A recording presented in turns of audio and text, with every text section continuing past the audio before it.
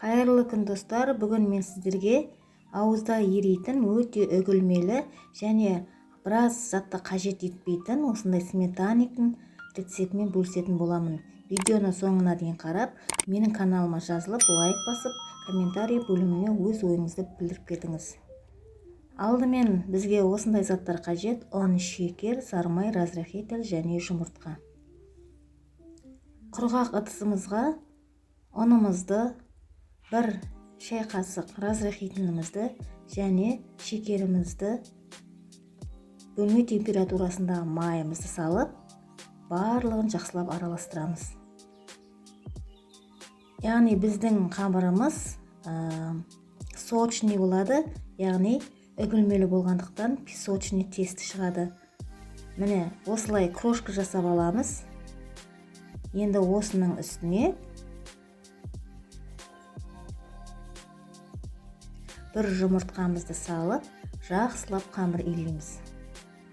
Қамыр қолыңызға жабысатындай болады, одан қорықпаңыздар.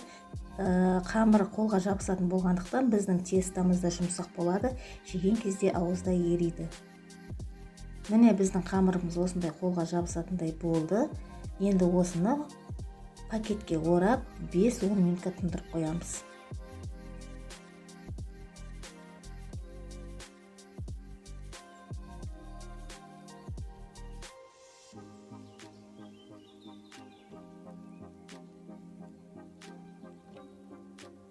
«5-10 минуттан кейін осындай сіздер өздеріңіздің табаларыңызға жасасаңыздар болады. Менде осындай торт істейтін болғандықтан кальциум бар.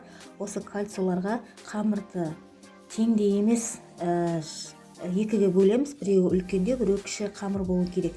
Үлкен қамырын жайып аламыз да, кіші қамырымызды осындай жиектеріне бортик жасап шығамыз. Барлығын жасап болғаннан кейін осындай шанышқының көмегімен жиектерін тегістеп шығамыз. Сіздер пышақпен жиектерін алып шықсаңыздар болады, енді ол өз еріктеріңіз. Және біз осы шанышқының көмегімен тестімізді тесіп шығамыз. Неліктен? Себебі біздің тестіміз піскен кезде көтеріліп кетпеу үшін. Енді біз начинкасын жасаймыз. Бізге осындай 20% қаймақ керек. Мен осындай магазиннің қаймағын пайдаландым.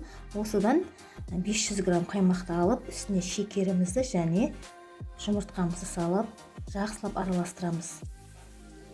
Және начинканы көп араластыруға болмайды, өйткені біздің шекеріміздің суы шығып кетуі мүмкін.